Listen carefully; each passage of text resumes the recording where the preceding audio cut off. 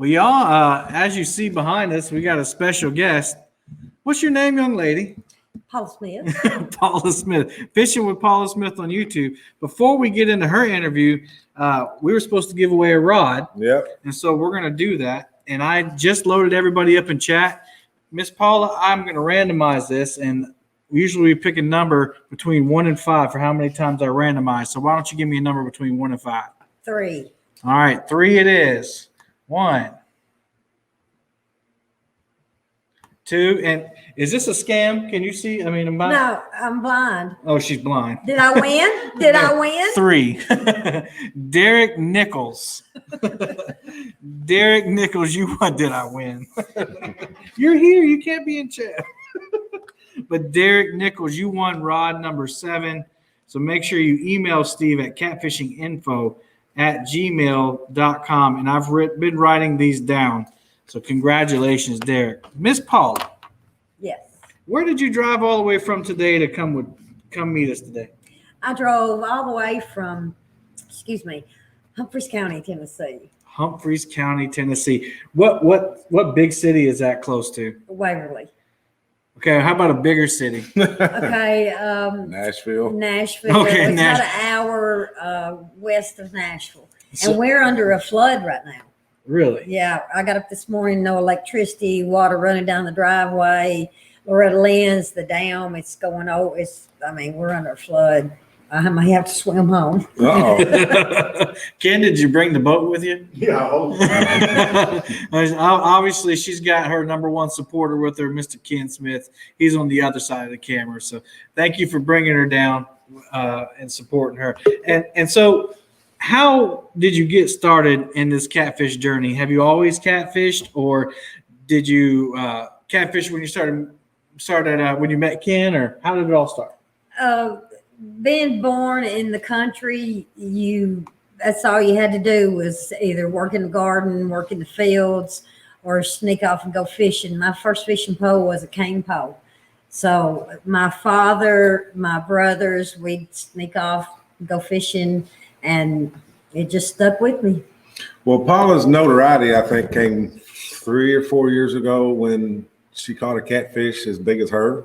And it was all over the news. She got, I think that video went viral. Yeah. Actually. So she, where was that? That's the Tennessee River? Yeah, it was out of the Tennessee River, actually not 5 miles from my house. The creek that runs through our property, the mouth of the creek, mouth of Big Richland runs into the Tennessee River, and that's where I caught him. What'd you catch him on? I caught him on fresh gizzard shad. Fresh Gizzard bait. Fresh gizzard shad.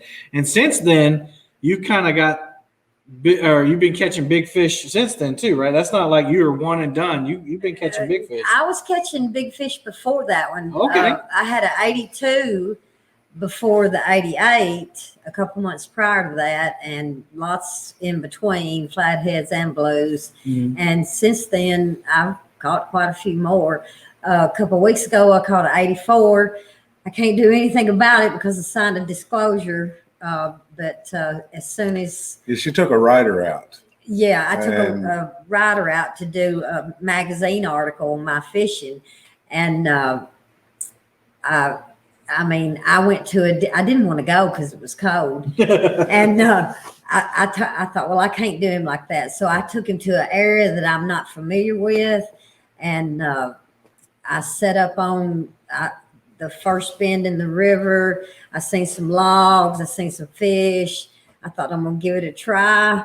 And I throwed out, and bam, and he wanted to take me skiing. The 88, he fought. He resisted. He didn't run. But this 84, he took off and never checked up. I even had to sit down, spread my legs, thinking, well, the motor's going to stop me. So, and the sad part is I cannot even show a picture until he publishes the article. Well, that builds up the anticipation. And so do you have video of that you just haven't released yet?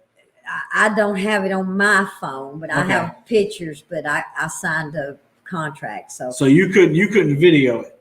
No, I was too busy reeling it in. Oh, okay. So I didn't know if you had somebody else on the boat running running the camera. No, for you. Ken didn't go. It was just the rider and myself, and he was snapping pictures, and he had a GoPro going, and I think he was catching flies like, oh my God. Yeah, he did. Yeah, it was, and of course it was just 84 pounds, but he seemed like he was as big as the 88. He was so fat, but I mean, that's only 4 pounds difference. yeah, but he was. He was meaner, wasn't he? He was meaner. He took it and run and never stopped. And I caught it on my Muddy River Catfishing rod and my new King Recon. I had not caught anything of size on my Recon, and I was really wanting to try it out, and it did the job. I mean, so that Recon is the lighter reel that they were talking about yesterday, right? It's got the big power handle on it. Yes, Right. and it did not disappoint. There you go. And disappoint. actually, since you brought it up, Cast King's got that 15% off on their website for CatCon, so go check that out. So what I was saying about the 88, you said it was only 84. Well, the 88, you're talking about 4 pounds. Steve uses baits that are 4 pounds sometimes. So, I know it. There's not even that big a difference. The first time I went fishing with Steve, and of course I've got a monster rod holder cutting board on my boat, and he goes to cut up his bait, and of course when we cut our bait, we've got our inch, half inch, 2 inch. Steve cuts up half a skipjack, and I'm thinking, oh my God, is he trying to catch a whale? And it blew my mind. But ever since then, Paula been doing the same thing: cut the tail off, put it on the hook, and throw her out there. It's all about. It doesn't matter to me. Size does matter, but anytime my pole goes down, I'm a happy camper. Amen. Fishing is my life. This industry has grown over the years. There's always been some ladies in the fishing industry. Can you see? I can see. Yeah, there's always been ladies in the fishing industry like Janet Fox and a few other ones back in the day. But Paula has come up, and she wants to. The other gals have always fished with their husbands. Now she does fish with her husband, but Paula, she's so determined to make it in this industry. She's learned to drive the boat herself. She drives the truck with the boat. She backs the stuff in. She lets her go. And apparently she can take a reporters out and catch 84-pound fish without anybody but herself. So I don't know how she pulled that in. Did you have to have help pulling that in with the camera guy? With the net, yeah. Yeah. with my hydro net. Yeah. Well, but the women in the sport, this sport's for everybody, young ones, women, everybody. So, but it is starting to get to where it's competitive. She's really highly competitive. Ken could probably attest to that. Yeah, Ken don't stand a chance on the boat with me. He's quite quick in the boat to get to that rod. Yeah. I always say, oh, Ken ain't fast enough, I trip him. But I've really never tripped him trying to get to the rod. Sure you have. I haven't. But if one goes down, I give him that exorcist look. Don't even try it. Well, wait. I don't know if I believe that, because I saw a video where there was at least 3 fish on at the same time, and you wouldn't let Ken touch any of them. That's because I could handle it. Them was my pose. I could handle it. But it was fun. That ranked right up there with the 85. Each experience, each catch you catch is a different experience, whether it be 20 pounds to 80 pounds, 3 at one time, 2 at one time. It's the passion within the person. Right. And like Steve said, I am competitive. I'm a huge tomboy, but I'm very independent, and I want to be able to not depend on Ken to take me fishing, but I do give Ken credit, because him being a retired game warden, he did teach me the do's and don'ts on a boat, and that is so key. You've got to learn to respect the water, because water is unforgiving. Mm-hmm. And if you can get driving that boat down and reading that sonar and trying to find them fish and setting up on them, each time you go out, it's a learning experience. Always learn something. You know, it's going to be different each time. Oh yeah. You know, conditions, water challenges, the rise, the fall. Fishing is just fishing is almost like the air I breathe. It's life. Can I ask you all a question? Sure. Has anybody ended up in the water by mistake? I've ended up in the water by mistake plenty of times. Ken's going to tell a story. not because of the I fish. did, yeah, I have. We all have. Mhm. Yeah. Okay. I had to dive in the All water. right. Well, he set you up for that one. So, Paula, why don't you tell us about a time where you ended up in the water by mistake? Well, there was one time I really did. Oh, yeah, I One remember time that. I almost did. I know this story now. Ken had gotten me a new reel for Christmas, and it was flooding, and we were on the Duck River. And this is before I got my monster rod holders, and I didn't have my, rod holders up on my little stand and everything. So I go to sling out, and we've got trees going down. I mean, it's flooding bad. I go to cast out, and my leg got hung on a rod holder, and off the boat I went. And it's like 30 something degrees. And I'd always thought, with muck boots, coveralls, and all these clothes, you layered up in, I thought, if I ever go to the bottom, I'm never coming back up. I come right back up, and I was terrified. I grabbed them rod holders, and Ken said he had to pry my. Well, actually, the first thing he said was, "Man, I wished I had that on tape." He didn't say, "Are you okay? Do you need help?" But see, he saw you were okay. No, And I was then not okay. But then he was thinking about your future and like, man, that would have been a viral video. Yeah. Instead of saying, "Are you okay, sweetheart?" or "Are you hurt?" He said, "Man, I wish I had on video." And then he said, "You're going to have to let go of the rod holders. I can't even pry your hands loose." And, at that point, I'd already gotten cold, the water temperature and everything. And he had to call. Ken is a Mason, and he had a meeting that night. And he had to call a neighbor to come get me because I was like, ugh. Yeah. But I was back out there, I think, the next day. She's a trooper. But one thing I want to, women, don't think you can't do this, because you can. Get your husbands to teach you. Get a woman friend that can do it. Teach you. It's I'm not going to say it's easy, because it's not, because there's a lot to it. Mhm. Excuse me. You have to learn, and each time you go out, don't spot fish. Go to different areas. Learn to fish different situations. But you can do it. And my ultimate goal, I'm gonna beat the Tennessee state record. I'm gonna beat the world record. And when I'm not here no longer and I'm in heaven, I'm gonna be one of these people that, like myself, I'm not saying you're old as a goat or nothing. I think we're the same age. Yeah, I think we're the same age. I want to go down as and it's not the fame, it's being a woman. I want people to say, "Hey, Paula Smith, y'all remember her? She was a heck of an angler. She ranked right up there with them men. We're equal. Y'all can do more than we can, and I admit that. But Well, it's mental. I mean, the strenuous is pulling the fish up out of there, but the mental is going to that spot, figuring out what structure you're going to fish, and you got that down. right, That's the hard part. Yeah. right. There's nothing you can do about muscle. There's nothing you can do Well, I'll tell you what.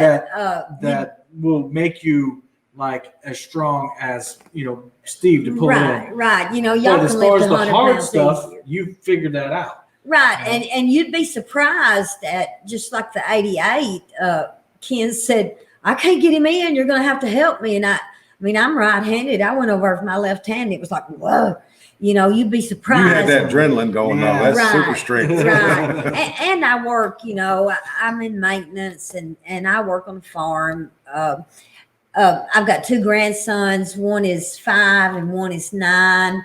And They love fishing. The 5-year-old, he's already said, I'm your next partner. And I also want to announce, I talked to Kris Flores this morning, and Kris Flores has come out with a signature series, a Muddy River Catfishing rod, but it's the Paula Smith signature series rod.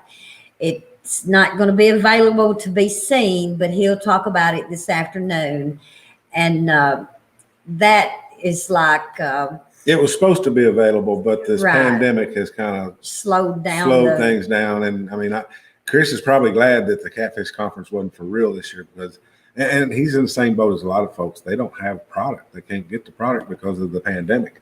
Right. And So- he told me he's seen a picture of it, and he said it's an awesome looking rod.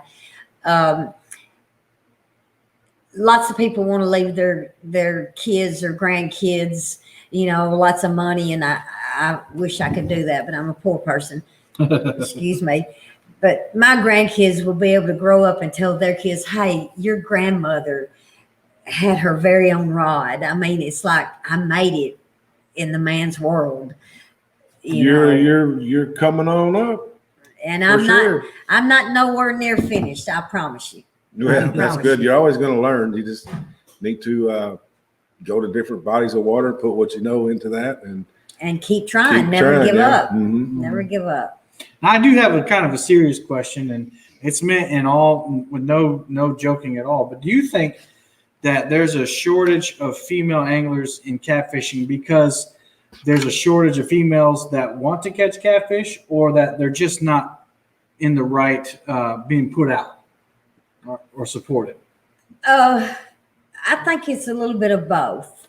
I think that if women had more encouragement from their husbands or their brothers or their fathers, or just a friend, a male friend, to show them that, hey, this is not as complicated. I mean, it's complicated, but if you're serious about it, it's not complicated. When I went out with Steve, we went to Wheeler, me and Peel and Drag, and we were in my boat. Saw that. And I thought Steve was putting me through a test. I I made her drive. I made her do everything. I said, we pulled up, and I said, I was scared to death. I said, Steve, do you want to launch me, or you want me to launch you? And I think the first time he said, you launch me, I thought, okay, this is a test to see if I can back the boat up. If this is the only time you back up perfect, Paula, do it now. And I did. And the next time he said, I'm going to launch you. I thought, oh God, this is a test. Each time it was a test. Well, this time he said, he didn't get in the driver's seat, and he said, drive us all the way across the lake. And I thought, Paula, if you've ever got on plane, right, this is the time to do it. And I got on just as perfect as you could ever ask for, and got straight over, and I thought, yes, I passed the test. I had confidence in her, and I'm going to tell you why. Anybody knows Lake Wheeler or Wilson, when you drag a boat across that dam, the boat's 10 foot wide, 8 foot wide, something like that. The dam's like 7 foot wide. So it's not really, but it is really scary. I mean, for me to take my boat and truck over there, and then you got a big semi coming at the same time. But if she made it across that dam, she ain't got no problem. He didn't drink afterwards. But it's fun. It is. If you've got a passion for it, anything you have a passion for in life, go for it. That's all I can say for men or women, especially children. Get your children involved in this, because they're facing such an ugly world. And get them outdoors, get them into fishing. Just like my motto. Yeah. If you want it, you got to live it. That's exactly right. Mm-hmm. That's exactly right. Miss Paula, we're out of time, but of course you're going to hang around here and chat with us a little bit. But thank you, and on behalf of everybody, thank you for coming in. It was great to finally meet you in person. Of course, I know this old goat. And you know what GOAT stands for, right? Oh, yeah. Greatest of all time. Somebody did tell me I'm that. waiting for somebody to call me a goat.